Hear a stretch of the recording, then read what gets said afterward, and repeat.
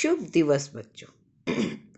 बच्चों ये बताओ, तुम्हें कहानी सुनना कैसा लगता है? बहुत अच्छा लगता है ना कहानी सुनना। कितनी बढ़िया बढ़िया घटनाएं उसमें घटित होती हैं, रोमांचकारी, उत्साहित और जिज्ञासा बढ़ाने वाली, है ना।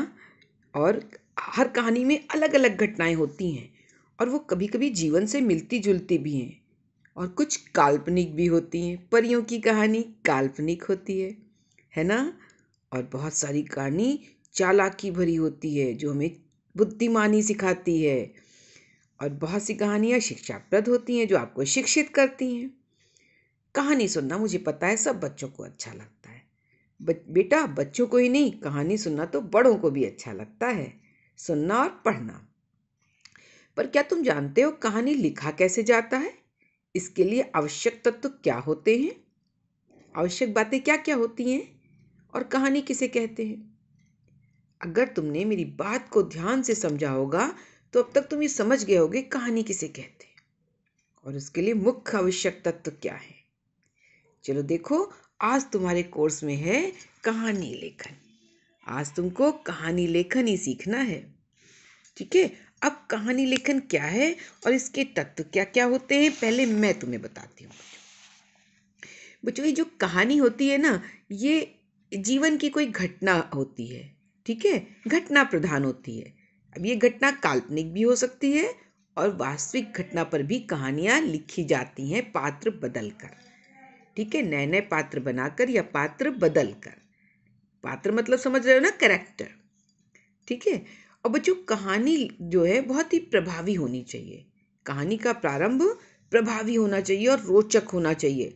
जैसे सुनते ही लगो तुम, अच्छा क्या होने वाला है आगे, है ना। इस तरह से होना चाहिए कि रोचकता बनी रहे कि आगे क्या होने वाला है।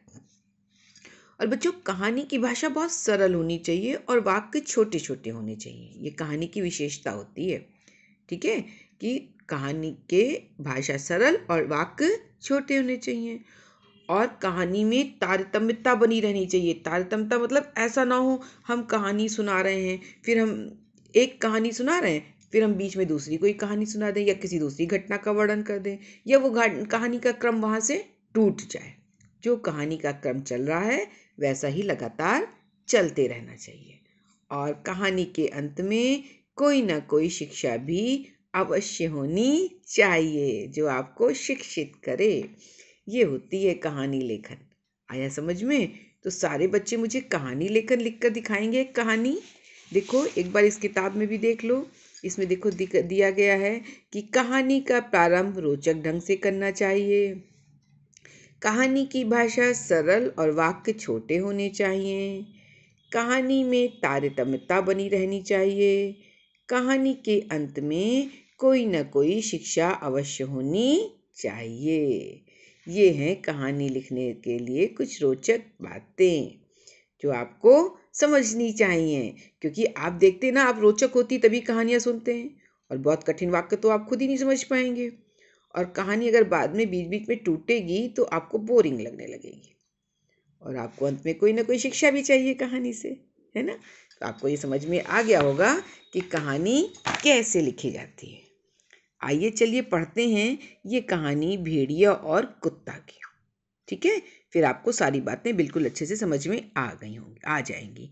वैसे भी आपने कहानियाँ तो बहुत सारी पढ़ी होंगी, मुझे पता है। और बच्चों, यदि नहीं पढ़ा है तो पढ़ने की हैबिट डालिए। कहानी पढ़ना, किताबें पढ़ने की हैबिट डालिए। बहुत अच्छी अच्छी किताबें मार्केट में आती हैं छोटे बच्चों के लिए, चंपक, नंदन, है ना। उन किताबों को लाइए, इंग्लिश में भी आती है और हिंदी में भी आती है। किताबें पढ़ना बहुत अच्छा होता है। किताबों को अपना मित्र बनाइए और अच्छी अच्छी कहानियाँ पढ़िए। देखिए, आपको टीवी और मोबाइल से ज़्यादा मज़ा आएगा उसमें।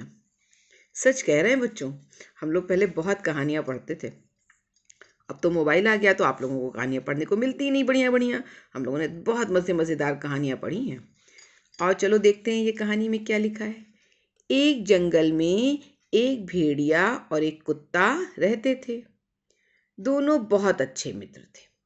बच्चों, इस कहानी का शीर्षक है भेड़िया और कुत्ता, ठीक है। तो एक जंगल में एक भेड़िया और कुत्ता रहते थे। दोनों बहुत अच्छे मित्र थे। दोनों मिलकर शिकार करते थे और आपस में बांट कर खाते थे।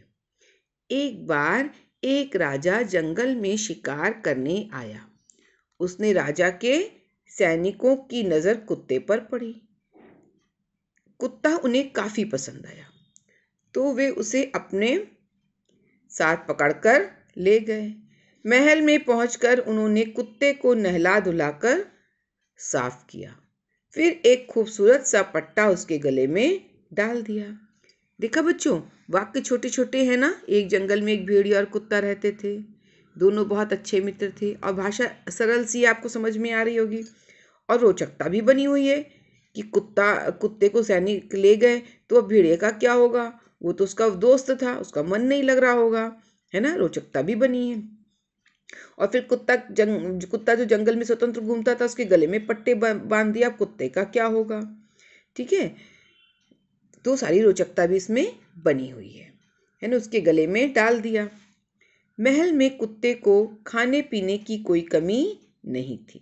दिन में उसको एक कमरे में बांध दिया जाता था तथा रात में चौकीदारी के लिए खोल दिया जाता था। कुछ दिनों बाद कुत्ते को अपने मित्र भेड़िए की याद आने लगी।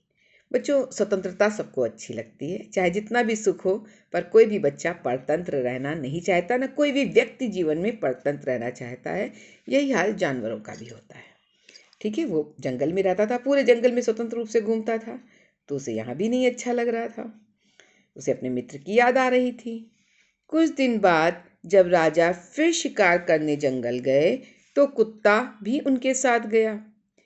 जंगल पहुंचकर कुत्ता अपने मित्र भेड़िए के पास गया। भेड़िया उसे देखकर बहुत खुश हुआ। कमजोर भेड़िए को देखकर कुत्ता बहुत दुखी हुआ और उसने कहा, दोस्त, लगता है तुम्हें यहाँ खाने पीने को नहीं मिल पाता है। तुम मेरे साथ चलो, वहाँ महल में खाने पीने की कोई कमी नहीं है और कोई खास काम भी नहीं है। भेड़िए को कुत्ते की बात पसंद आई और वह कुत्ते के साथ चलने के लिए राजी हो गया, क्योंकि वो उसका मित्र था। उसे दुख हुआ कि उसका मित्र दुबला हो गया है, तो उसने कहा वहाँ चलो, और वो तैयार हो गया। तभी अचानक उसकी नज़र कुत्ते के गले में बंधे पट्टे पर पड़ी। भेड़िए ने कुत्ते से पूछा, तुम्हारी गर्दन में यह क्या है पड़ा है?